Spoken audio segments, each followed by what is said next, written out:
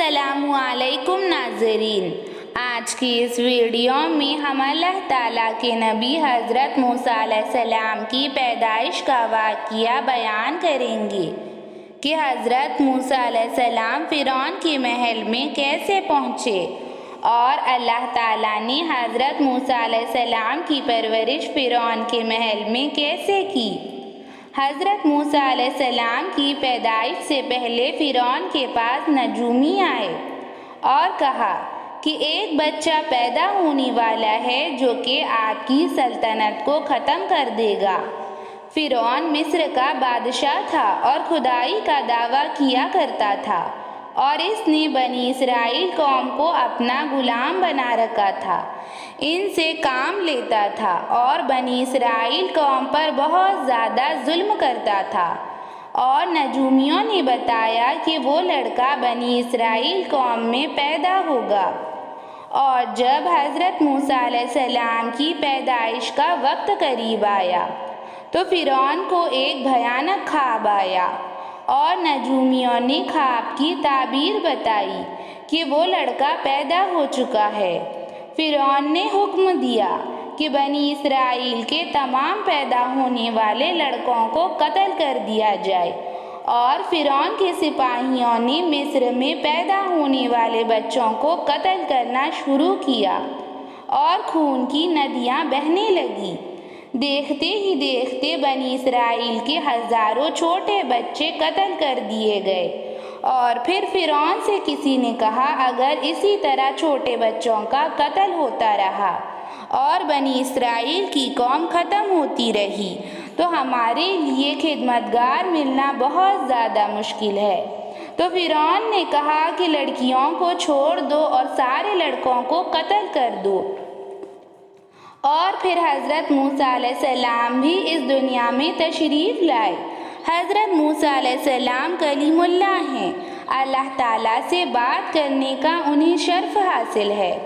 تو ان کی والدہ فرعون سے بہت زیادہ خوف زدہ ہو گئی کہ فرعون ان کے بھی بچے کو قتل کرے گا، اور حضرت موسیٰ علیہ السلام کی ماں نے انہیں کئی مہینوں تک چھپا کر رکھا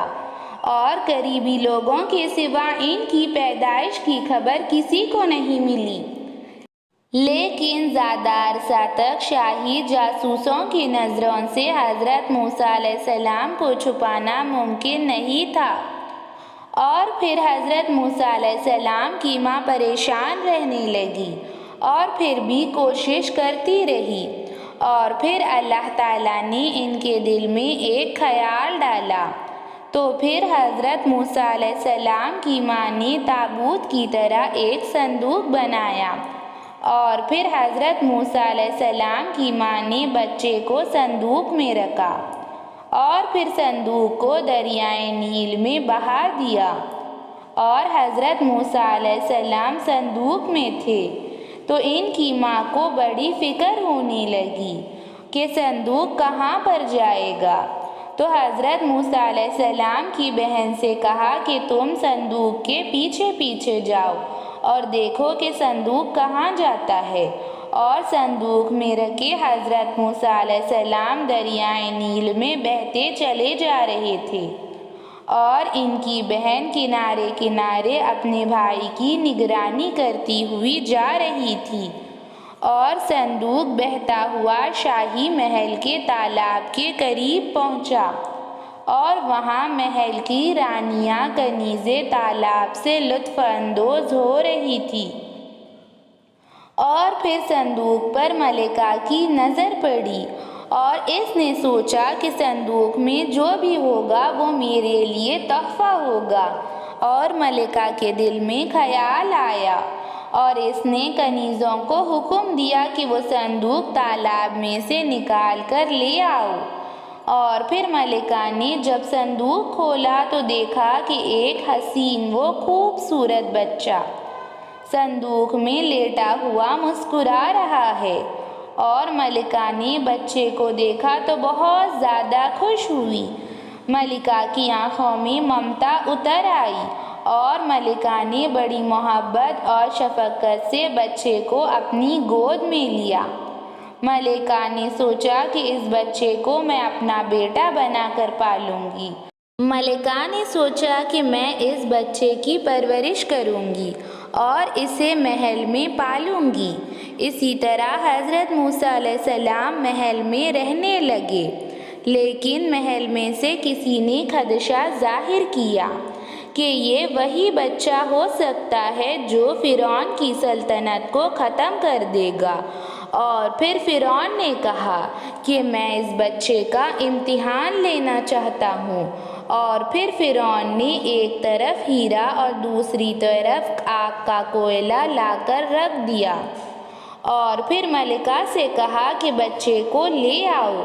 اور پھر فرعون کہنے لگا یہ بچہ اگر ہیرا اٹھائے گا تو یہ وہی بچہ ہے جو مجھے ختم کرے گا،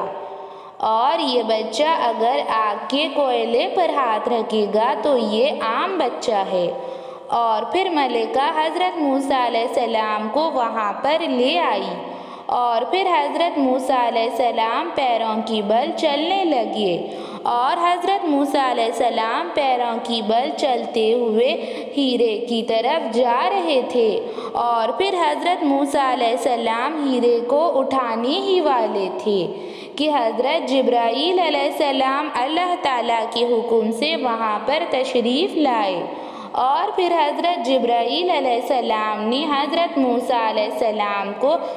کوئلے کی طرف ڈھکیل دیا، اور پھر حضرت موسیٰ علیہ السلام نے کوئلہ اٹھایا،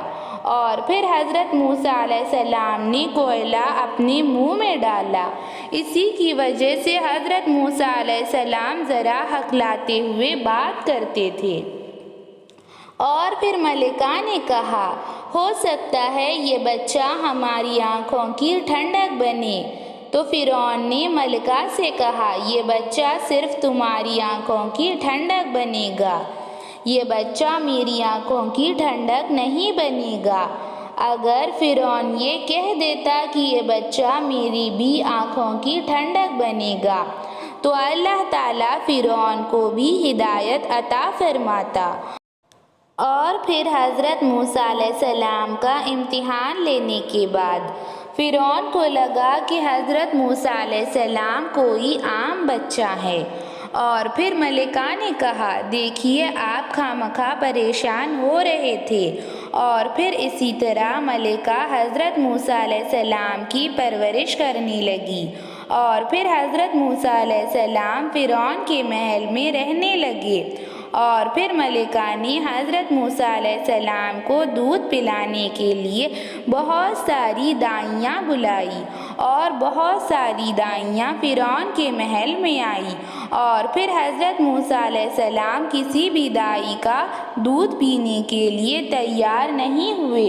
حضرت موسیٰ علیہ السلام کو ہر دائی دودھ پلانے میں ناکام رہی،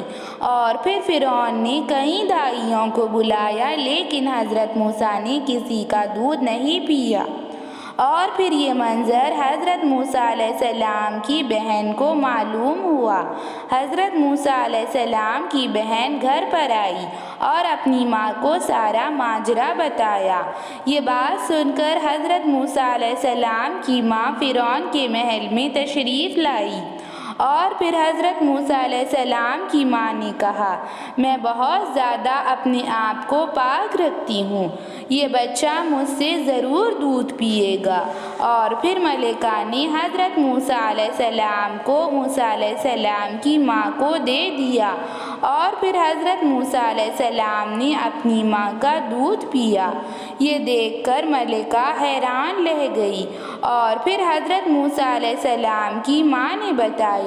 کہ میں اپنے آپ کو بہت زیادہ پاک رکھتی ہوں، شاید میرا دودھ یہ بچے کو بہت زیادہ پسند آیا۔ اور پھر اسی طرح ملکہ حضرت موسیٰ علیہ السلام کی پرورش کرنے لگی، اور اسی طرح حضرت موسیٰ علیہ السلام فرعون کے محل میں رہنے لگے، اور پھر حضرت موسیٰ علیہ السلام فرعون کی محل میں بڑے ہونے لگے، اور پھر حضرت موسیٰ علیہ السلام فرعون کی محل میں پل کر جوان ہو گئے، اور پھر اللہ تعالیٰ نے حضرت موسیٰ علیہ السلام کو نبوت عطا فرمائی۔ ایسی ہی اسلامک ویڈیوز کے لیے چینل کو سبسکرائب کریں، لائک اور شیئر بھی ضرور کریں۔ Thank you.